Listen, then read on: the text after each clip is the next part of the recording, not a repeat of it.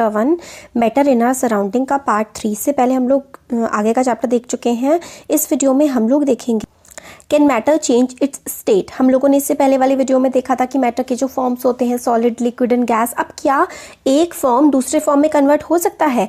मतलब क्या सॉलिड जो है जैसे कि आइस होता है, वाटर की सॉलिड फॉर्म आइस होती है, लिक्विड फॉर्म वाटर होती है और गैशियस फॉर्म वाटर वेपर होती है। तो इससे तो हम लोगों को समझ में आ जाता है ना कि जो मैटर है वो अपनी फॉर्म को चेंज कर सकता है।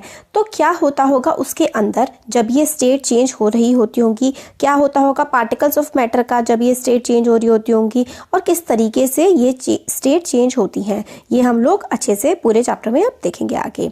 तो effect of change of temperature, मतलब जब टेम्परेचर चेंज होता है तो किस तरीके से इफेक्ट होता है मैटर पर। तो हम लोगों का बहुत सिंपल सा एग्जांपल है कि हम लोगों ने आइस ली है, आइस को हम लोगों ने एक बीकर में ले लिया, उसके नीचे से हमने आग जला दी। तो हम लोग क्या देखेंगे, थर्मोमीटर में टेम्परेचर मेजर करेंगे तो टेम्परेचर बढ़ता जाएगा गर्मी की वजह से। तो पहले आइस थी, आइस से वो वाटर में कन्वर्ट हो गई और वाटर से वो वाटर वेपर में कन्वर्ट हो जाएगी, है ना, ऐसा ही तो होता है।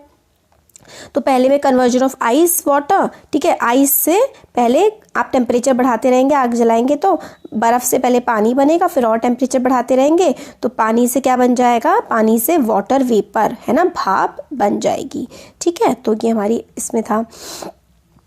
अब तो हमें आगे इसमें बताते हैं कि जैसे जैसे हम लोग टेम्परेचर बढ़ाते जाते हैं ना सॉलिड्स का, सॉलिड है या लिक्विड है, गैस है, जो भी है, अगर हम लोग उसका टेम्परेचर बढ़ाते जाते हैं तो काइनेटिक एनर्जी जो होती है ना पार्टिकल्स की वो इंक्रीज होती है। तो इंपॉर्टेंट चीज़ क्या याद रखनी है, टेम्परेचर जब हमारा बढ़ता है तो काइनेटिक एनर्जी होती है, एनर्जी जिसकी वजह से हम लोग मूव करते हैं, मूवमेंट की वजह से जो एनर्जी होती है वो काइनेटिक एनर्जी होती है। ठीक है, तो जैसे जैसे टेम्परेचर बढ़ता है तो काइनेटिक एनर्जी जो होती है ना पार्टिकल्स के बीच में वो भी बढ़ने लगती है और इंक्रीज होती है काइनेटिक एनर्जी, तो पार्टिकल्स जो हैं वो हिलना शुरू कर देते हैं ग्रेटर स्पीड से। मतलब टेम्परेचर बढ़ा, काइनेटिक एनर्जी बढ़ी, काइनेटिक एनर्जी बढ़ी तो जो पार्टिकल्स होते हैं ना वो काफ़ी तेज वाइब्रेट करना स्टार्ट कर देते हैं। और energy supplied by heat overcomes the force of attraction between the particles. फिर अगर उसको और ज़्यादा हीट प्रोवाइड करते रहेंगे, टेम्परेचर बढ़ाते रहेंगे तो जो पार्टिकल्स पास पास थे वो एक दूसरे से मतलब दूर जाने लगे, क्योंकि उनका फोर्स ऑफ अट्रैक्शन ब्रेक होने लगेगा। किसकी वजह से, टेम्परेचर की वजह से, है ना। फिर उसके बाद क्या होगा, particle leave their fix position and start moving freely. Particles जो है वो जब उनको हीट प्रोवाइड होगी, काइनेटिक एनर्जी बढ़ेगी, एक दूसरे से दूर जाएंगे तो अपनी जगह छोड़ करके फ्रीली इधर उधर मूव करना शुरू कर देते हैं। और एक ऐसी स्टेज आ जाएगी जब सॉलिड जो है वो पिघल करके मेल्ट होकर के लिक्विड बन जाएगा। और the minimum temperature at which solid melts to become liquid at atmospheric pressure is called melting point. तो मेल्टिंग पॉइंट क्या होता है, तो ऐसा लीस्ट टेम्परेचर, ठीक है, टेम्परेचर जब सॉलिड लिक्विड में कन्वर्ट होने लगे एटमॉस्फेरिक प्रेशर पे, मतलब एटमॉस्फेयर का प्रेशर वही रहे, बस हम लोग टेम्परेचर बढ़ाने लगेंगे तो सॉलिड जो है लिक्विड में मेल्ट हो जाएगा। तो जिस पॉइंट पर वो सॉलिड से लिक्विड बनेगा उस पॉइंट को हम लोग मेल्टिंग पॉइंट कहते हैं। तो melting point of a solid is a indication of the strength of force of attraction between its particles. तो जितना ज़्यादा मेल्टिंग पॉइंट होगा उतना ही ज़्यादा फोर्स ऑफ अट्रैक्शन ज़्यादा होगा, है ना। कम मेल्टिंग पॉइंट होगा तो फोर्स ऑफ अट्रैक्शन कम होगा, ये बताता है। मेल्टिंग पॉइंट आइस का होता है 273 डिग्री केल्विन, ठीक है, या फिर हम लोग 0 डिग्री सेल्सियस बोल सकते हैं, क्योंकि 0 डिग्री सेल्सियस किसके इक्वल होता है, 273.15 केल्विन। मगर हम 0.15 को कैलकुलेशन करने के लिए ना उसको हटा देते हैं, तो 0 degree is equals to 273 kelvin. ठीक है, केल्विन जो है वो एसआई यूनिट होती है टेम्परेचर की, स्टैंडर्ड जो यूनिट होती है ना टेम्परेचर की वो केल्विन होती है। ठीक है, तो हम लोगों ने ये देख लिया। फिर मतलब ये है कि अगर हम लोग हीट प्रोवाइड करेंगे तो पार्टिकल्स में काइनेटिक एनर्जी बढ़ेगी, टेम्परेचर बढ़ेगा, काइनेटिक एनर्जी बढ़ेगी, पार्टिकल्स ज़्यादा वाइब्रेट होने लगेंगे, ज़्यादा स्पीड पे पार्टिकल्स वाइब्रेट करेंगे और एनर्जी हम लोग उसको अगर सप्लाई करेंगे by heat overcomes the force of attraction. मतलब पार्टिकल्स के बीच में जो फोर्स ऑफ अट्रैक्शन होती है ना, जितनी हम लोग हीट प्रोवाइड करते हैं वो फोर्स ऑफ अट्रैक्शन टूटती जाती है, कम होती जाती है और पार्टिकल्स फ्रीली मूव करने लगते हैं। ठीक है, फिर आगे बताते हैं कि process of melting that is change of solid state into liquid is known as fusion. तो मेल्टिंग का जो प्रोसेस होता है ना, process of melting that is change of solid state into liquid state is called fusion. जब solid liquid में change होता है ना, सॉलिड से वो लिक्विड में चेंज हो रहा होता है, ठीक है। तो उस लोग को हम उस प्रोसेस को हम लोग क्या कहते हैं, फ्यूजन कहते हैं। व्हेन सॉलिड, ठीक है, चेंजेस टू किसमें, लिक्विड में, when solid changes to liquid, this is known as क्या, this is known as fusion, ठीक है। When solid melts its temperature remains the same, so where does the heat go. अगर जब solid melt हो रहा होता है तो हीट जो है हम लोग कितना भी उसको गर्म करते रहे, टेम्परेचर उस सिस्टम का वही बना रहता है। तो क्या होता है, जैसे कि सपोज करिए आप ना बर्फ़ है आपके पास, ठीक है, और आप नीचे से उसको बर्नर से मतलब आपने जला रखा, एक आपने बर्तन में बर्फ़ रखी हुई है और नीचे से आपने गैस जलाई हुई है, और जो आइस है ना वो मेल्ट होके क्या कर रही है, मेल्ट होकर के वो लिक्विड में कन्वर्ट हो रही है। मगर जब वो मेल्ट हो रही होती है तो सिस्टम का टेम्परेचर बढ़ रहा होता है। बट एक पॉइंट जब आता है कि जब वो बिल्कुल मेल्ट होने वाली होती है ना, तो कुछ टाइम तक टेम्परेचर बिल्कुल भी नहीं बढ़ता है, टेम्परेचर वही का वही रहता है। तो भाई वो जो हम हीट दे रहे हैं नीचे से, वो हीट कहाँ जा रही है, तो देखिए वो हीट जो है ना वो बॉन्ड्स को तोड़ने के काम आती है। जो सॉलिड में जो फोर्स ऑफ अट्रैक्शन होता है ना बॉन्ड्स के बीच में, उसको तोड़ने के काम वो जाती है। मगर हम लोग को लगता है कि वो हीट कहीं छुप गई है, इसलिए हम उसको लेटेंट हीट बोलते हैं। अब देखिए, अब इसमें समझते हैं पढ़ के। तो आपने ऑब्जर्व किया होगा एक्सपेरिमेंट जब आप मेल्टिंग कर रहे होते हैं कि टेम्परेचर जो होता है सिस्टम का वो चेंज नहीं होता है जब मेल्टिंग पॉइंट उसका पहुंच जाता है, जब तक आइस पूरी ना मेल्ट हो जाए। ऐसा इसलिए होता है, मतलब जबकि हम लोग बीकर में आग जलाए जा रहे हैं, मगर मेल्टिंग पॉइंट अगर एक बार रीच हो गया है उसके बाद टेम्परेचर में कोई बदलाव आता ही नहीं है, चाहे हम लोग हीट सप्लाई करते रहे। और ये हीट जो है वो कहाँ जाती है, used up in changing the overcoming the force of attraction between particles. तो ये जो हीट है, सिस्टम का टेम्परेचर नहीं बढ़ता है बिल्कुल भी, चाहे हम हीट सप्लाई करते रहे, तो वो हीट जाती है फोर्स ऑफ अट्रैक्शन जो होता है ना पार्टिकल के बीच में, उसको ब्रेक करने में। ये बहुत इंपॉर्टेंट चीज़ है कि लेटेंट हीट कहाँ जाती है, तो पार्टिकल्स के बीच के फोर्स ऑफ अट्रैक्शन को ब्रेक करने के लिए वो हीट, एक्स्ट्रा हीट जो हमें कहीं दिख नहीं रही होती है, टेम्परेचर नहीं बढ़ रहा होता सिस्टम का, वो हीट जो है ना फोर्स ऑफ अट्रैक्शन को ब्रेक कर रही होती है पार्टिकल्स के। तो as this heat energy is absorbed by ice without showing any rise in the temperature, this is considered that it gets hidden in the content of the beaker and is known as latent heat। और क्योंकि हम लोगों को temperature बढ़ता हुआ नहीं दिख रहा होता है, हमें लगता है जैसे कि वो जो हीट थी वो कहीं बीकर में छुप गई है, इसीलिए उस हीट को हम लोग क्या कहते हैं, लेटेंट हीट। लेटेंट का मतलब होता है हिडन या फिर छुपा हुआ, ठीक है। Amount of heat energy that is required to change. अब इसकी डेफिनेशन क्या होती है लेटेंट हीट की, latent heat of fusion. Fusion का मतलब क्या होता है, फ्यूजन का मतलब होता है, आप बताइए कमेंट सेक्शन में अगर आपको आ गया है तो अब भी पॉज करके वीडियो, ठीक है। तो amount of heat energy that is required to change 1 kg of solid into liquid. Fusion का मतलब होता है सॉलिड से लिक्विड में चेंज होना, ठीक हो क्या। सॉलिड से लिक्विड में जो चेंज होता है उसको हम लोग फ्यूजन कहते हैं। तो अमाउंट ऑफ हीट एनर्जी, जितनी हीट एनर्जी की ज़रूरत होती है 1 किलो सॉलिड को हम लोगों को लिक्विड में चेंज करने में eight atmospheric pressure, at its melting point, अपने मेल्टिंग पॉइंट पर एटमॉस्फेरिक प्रेशर पर 1 kg सॉलिड को जब हमें लिक्विड में चेंज करना होता है, जितनी एनर्जी रिक्वायर्ड होती है ना, उसको ही हम लेटेंट हीट ऑफ फ्यूजन कहते हैं, ठीक है। तो so particles in water 0 degree Celsius या फिर 273 केल्विन उसको बोल सकते हैं, more energy, have more energy as compare to in ice at same temperature. तो ये भी बहुत इंपॉर्टेंट चीज़ होती है कि 0 डिग्री सेल्सियस पर, ठीक है, जो वाटर के पार्टिकल्स होते हैं हैव मोर एनर्जी। वाटर का जो पार्टिकल होता है ना 0 डिग्री सेल्सियस पे जो पानी होता है उसमें ज़्यादा एनर्जी होती है as compare to ice at this temperature. तो जो मेल्टिंग पॉइंट होता है ना आइस का, उसमें लिक्विड भी एग्जिस्ट कर रहा होता है और सेम पोजीशन पे आइस भी एग्जिस्ट कर रही होती है, बट एनर्जी किसके पास ज़्यादा होती है, लिक्विड के पास ज़्यादा एनर्जी होती है, ठीक हो गया। कलर चेंज कर लें क्या, हम कलर कोई दूसरा ले लें, बताइए। चलिए रेड ले लेते हैं, ठीक है, रेड कलर लेते हैं, थोड़ा सा इसका साइज़ बढ़ा देते हैं, रेड कलर लेते हैं, ठीक हो क्या। रेड कलर आपको आई गेस ज़्यादा अच्छे से दिख रहा होगा ना, ग्रीन में थोड़ा कम दिखता है। तो when we supply heat to water, जब हम लोग वाटर को हीट सप्लाई करते हैं, particles start moving even faster. Particles जो हैं, जब हम लोग हीट सप्लाई कर रहे हैं किसी भी सिस्टम को, तो पार्टिकल और भी ज़्यादा तेज़ी से मूव करने लगते हैं एट अ सर्टेन टेम्परेचर। एक पर्टिकुलर टेम्परेचर पे एक पॉइंट ऐसा रीच हो जाएगा जब particles have enough energy to break free from the forces of attraction of each other. तो एक टाइम ऐसा भी आएगा जब हम लोग हीट सप्लाई करते रहेंगे, उनके पास इतनी एनर्जी हो जाएगी कि वो एक दूसरे को तोड़ करके, मतलब फोर्स लॉस ऑफ अट्रैक्शन तोड़ करके वो अलग हो जाएंगे, ठीक है, ऐसा टाइम भी हो जाएगा।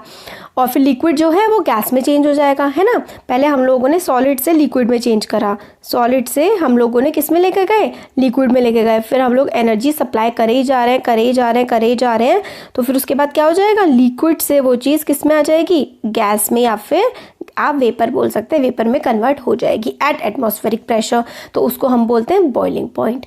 The temperature at which liquid start boiling at atmospheric pressure is known as its boiling point. तो टेम्परेचर पे लिक्विड बॉयल होना स्टार्ट हो जाता है, लिक्विड स्टार्ट बॉइलिंग, तो temperature at which liquid start boiling at atmospheric pressure, मतलब atmosphere का pressure वही है, ठीक है, और लिक्विड स्टार्ट हो जा रहा है बॉयल करना, तो बस उसको हम लोग क्या बोल देते हैं, बॉइलिंग पॉइंट बोल देते हैं। Particles from the bulk of the liquid gain energy to change into vapour state. तो बहुत सारे पार्टिकल्स होते हैं, वो सब मिलकर के एनर्जी गेन करते हैं और वेपर स्टेट में कन्वर्ट हो जाता है। तो ये देखिए, eight this temperature for water at this temperature 373 kelvin, क्योंकि 100 डिग्री सेल्सियस है ना होता है जब बॉइलिंग पॉइंट होता है, तो 0 डिग्री, एक तो आप क्या कर रहे हैं 273 होता है 0 डिग्री पे, और फिर आप प्लस 100 कर रहे हैं, तो कितना टेम्परेचर होगा, 373 केल्विन होगा, है ना। जब 100 डिग्री सेल्सियस होता है, तो आपको अगर सेल्सियस को केल्विन में चेंज करना है तो आपको क्या करना होगा, प्लस 273 आपको ऐड करना होगा बस। तो हम लोग लेटेंट हीट ऑफ वेपराइजेशन कैसे डिफाइन करेंगे, सेम वे में डिफाइन करेंगे। In the same way we have defined latent heat of fusion. तो इसका क्या हो जाएगा, the particles in steam, that is vapor at 373 Kelvin have more energy than water at the same temperature। जैसे हम लोगों ने देखा था कि आइस में और वेपर में, आइस में कम एनर्जी होती है as compare to vapour at 0 degree Celsius. तो एट 100 डिग्री सेल्सियस वेपर के कंपैरिजन में किस में ज़्यादा एनर्जी होगी, सॉरी लिक्विड के कंपैरिजन में हमारी वेपर में ज़्यादा एनर्जी होगी, है ना। तो at 100 degree Celsius vapour have more energy as compare to liquid, क्योंकि उसकी जो बॉन्ड को ब्रेक करने वाली एनर्जी प्रेजेंट होती है उसमें, लेटेंट हीट ऑफ फ्यूजन वाली। तो ये जो एक्स्ट्रा एनर्जी होती है इसी को ही हम लोग लेटेंट हीट ऑफ वेपराइजेशन बोलते हैं। उसमें फ्यूजन था क्योंकि सॉलिड से लिक्विड में आ रहा था, लिक्विड से वेपर में जा रहा है, तो लेटेंट हीट ऑफ वेपराइजेशन है। ये भी अच्छा है, सॉलिड से आप हीट दीजिए लिक्विड बन जाएगा, लिक्विड को आप ठंडा कर दोगे तो सॉलिड बन जाएगा, लिक्विड को हीट करोगे तो गैस बन जाएगा, गैस को ठंडा करोगे तो लिक्विड बन जाएगा। तो हम लोग इन्फर करते हैं कि स्टेट ऑफ मैटर आराम से एक से दूसरे में चेंज हो सकती है अगर हम लोग टेम्परेचर चेंज करें। हम लोगों ने ये भी सीखा कि सब्सटेंस जो होते हैं around us change state from solid to liquid and from liquid to gas on the application of heat. जब हम लोग हीट अप्लाई करते हैं तो सॉलिड से लिक्विड में और लिक्विड से सॉलिड में चेंज हो जाती है, ठीक है। But there are some that changes directly from solid state to gaseous state. But कई बार क्या होता है कि डायरेक्ट सॉलिड से गैस में चेंज हो जाता है, या फिर and vice versa without changing to the liquid state. मतलब ऐसा भी हो सकता है कि सॉलिड से डायरेक्ट क्या हो जाए, गैस में हो जाए, लिक्विड ना आए, और गैस से डायरेक्ट सॉलिड हो जाए, है ना, ऐसा भी होता है। तो इसके हम एग्जांपल देखते हैं अब। कैम्फर यानी कि कपूर, कपूर को जब आप हीट करेंगे ना तो कपूर क्या होता है, सॉलिड होता है ना। अगर आप उसको हीट करेंगे तो वो डायरेक्ट वेपर बन जाता है। तो ये क्या हो गया, मतलब सॉलिड से वेपर बन गया बिना लिक्विड बने, है ना। Solution of ammonium chloride, ammonium chloride का सॉल्यूशन था, पहले यहाँ पे देख लेते हैं, चलिए। तो इसमें यही था कि change of directly from solid to gas without changing into liquid state is called sublimation. तो इसको हम सब्लिमेशन बोलते हैं। मतलब क्या होता है कि हम लोग, सॉलिड था हमारे पास, जैसे कि कैम्फर का एग्जांपल है, सॉलिड को हमने गर्मी प्रोवाइड करी तो डायरेक्ट के डायरेक्ट वो गैस में कन्वर्ट हो गया। इस प्रोसेस को हम लोग सब्लिमेशन बोलते हैं। सब्लिमेशन कैसे आप समझ सकते हैं कि लिक्विड सब्ट्रैक्ट हो गया, है ना, क्योंकि लिक्विड बना ही नहीं, सॉलिड से डायरेक्ट गैस बन गया, लिक्विड सब्ट्रैक्ट हो गया, तो हमने उस प्रोसेस को क्या बोल दिया, हमने बोल दिया कि भाई ये तो सब्लिमेशन हो रहा है, ठीक है। और एक और बनता है, ठीक है, सब्लिमेशन हो गया। And the direct change of gas to solid without changing to liquid is called deposition. मतलब आप डायरेक्ट गैस में चेंज कर दें, मतलब गैस थी, ठीक है, गैस से आप लिक्विड में नहीं चेंज करा और आपने डायरेक्ट किस में चेंज कर दिया, सॉलिड में चेंज कर दिया, तो उस चीज़ को हम लोग क्या बोलते हैं, डिपोजिशन। उस प्रोसेस का नाम होता है। जैसे सब्लिमेशन होता है कि सॉलिड से डायरेक्टली गैस, सॉलिड से डायरेक्टली गैस तो सब्लिमेशन, और गैस से डायरेक्टली सॉलिड तो डिपोजिशन। ये हो गया। अब effect of change of pressure, pressure change होता है तो किस तरीके से चीज़ों पे इफेक्ट पड़ता है। जैसे टेम्परेचर का इफेक्ट देख लिया हमने, है ना। अब प्रेशर का इफेक्ट देखते हैं कि हम लोगों ने पढ़ा कि डिफरेंट स्टेट जो है वो डिफरेंट एक्ट करती हैं। State of matter is due to difference in the distance between the constituent particle. अलग अलग स्टेट जो होती है मैटर की वो अलग अलग क्यों होती हैं? क्योंकि उनके जो कॉन्स्टिट्यूएंट पार्टिकल्स होते हैं वो काफ़ी अलग अलग होते हैं। जैसे कि कॉन्स्टिट्यूएंट पार्टिकल क्या होगा, सॉलिड में पार्टिकल्स पास होते हैं इसलिए वो सॉलिड होता है, लिक्विड में थोड़े दूर होते हैं, गैसेस में काफ़ी दूर होते हैं, है ना। तो कॉन्स्टिट्यूएंट पार्टिकल अलग अलग होते हैं तो इसलिए उनका जो बिहेवियर होता है वो अलग अलग होता है। तो what will happen when we start putting pressure and compress a gas. अगर हम लोग प्रेशर डालने लगे और किसी गैस को कंप्रेस कर दें, कंप्रेस करने का मतलब होता है हम किसी गैस को दबा दें, तो क्या होगा, आप लोग जो सिलेंडर का इस्तेमाल करते हैं, वो जो सिलेंडर होते हैं आप किस तरीके से वो होते हैं, यूज़ होते हैं, बहुत ज़्यादा हाई प्रेशर पे हम लोग सिलेंडर में गैस को भरते हैं। Will the particles come closer. अगर हम लोग बहुत ही ज़्यादा प्रेशर पे किसी भी सिलेंडर को रखेंगे तो क्या पार्टिकल्स क्लोज आ जाएंगे। Do you think that increasing or decreasing the pressure can change state of matter. आपको क्या लगता है कि अगर हम लोग स्टेट ऑफ मैटर को, मैटर है उसमें हम प्रेशर ज़्यादा करेंगे कम करेंगे तो क्या उस पर कोई बदलाव आएगा? हाँ जी, बिल्कुल आता है, काफ़ी ज़्यादा बदलाव आते हैं। तो हमें ये पिस्टन दे रखा है, तो एक में हमें क्या करना है, पिस्टन में by applying pressure particles of matter can be closer. तो एक बार क्या था, पार्टिकल्स काफ़ी ज़्यादा दूर थे, है ना। हमने कम प्रेशर डाला तो फिर हमने और ज़्यादा प्रेशर डाला तो पार्टिकल और पास आ गए, फिर हमने और भी ज़्यादा प्रेशर डाला तो पार्टिकल्स बिल्कुल पास आ गए, है ना। कम प्रेशर तो पार्टिकल दूर, थोड़ा प्रेशर बढ़ाएंगे पार्टिकल पास, और प्रेशर बढ़ाएंगे तो पार्टिकल पास और भी ज़्यादा आ जाएंगे।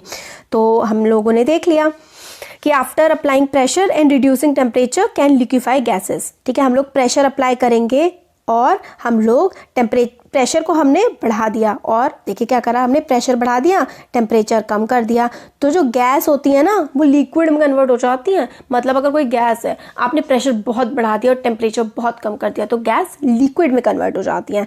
तो आपने क्या कभी सुना है कि सॉलिड कार्बन डाइऑक्साइड होती है, सॉलिड CO2, जिसको हम लोग काफ़ी हाई प्रेशर पे रखते हैं, तो solid CO2 gets converted directly to gaseous state.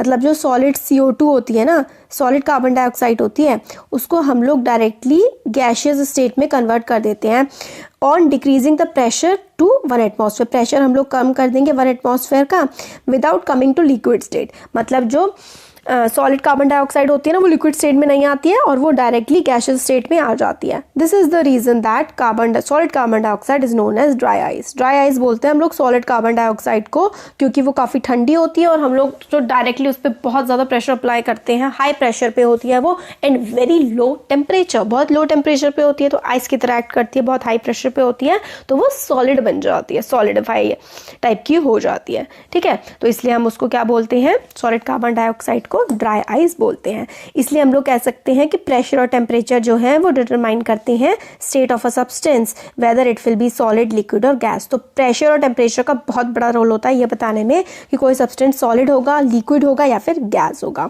तो इंटर कन्वर्जन किस तरीके से होता है, इंटर कन्वर्जन का मतलब होता है चेंज कैसे होते हैं। तो सॉलिड को आप सब्लिमेशन कर दीजिए, मतलब सॉलिड से आप अगर डायरेक्ट गैस में चेंज कर रहे हैं तो उसको क्या बोलते हैं, सब्लिमेशन, और गैस से अगर आप सॉलिड में चेंज कर रहे हैं तो उसको आप लोग क्या बोलते हैं, डिपोजिशन बोलते हैं। ठीक है, और अगर आप सॉलिड से लिक्विड में चेंज कर रहे हैं तो उसको फ्यूजन, लिक्विड से सॉलिड को सॉलिडिफिकेशन, लिक्विड से गैस को वेपराइजेशन, और गैस से लिक्विड को, मतलब गैस से आपने लिक्विड में चेंज कर दिया है तो आप उसको कंडेंसेशन बोलते हैं। तो इस वीडियो में हम लोग इतना ही देख रहे हैं। नेक्स्ट वीडियो में हम लोग वो पूरा इवेपोरेशन वाला कवर करेंगे पार्ट, और फिर हमारा चैप्टर कंप्लीट हो जाएगा। फिर जब चैप्टर कंप्लीट हो जाएगा तो हम लोग जो इसके इंटरनल इंटेक्स क्वेश्चन हैं और एक्सरसाइज वो पूरा का पूरा कंप्लीट करेंगे। तो फिर हमारा सब कुछ कवर हो जाएगा इस चैप्टर में, फिर हमारा कुछ नहीं बचेगा।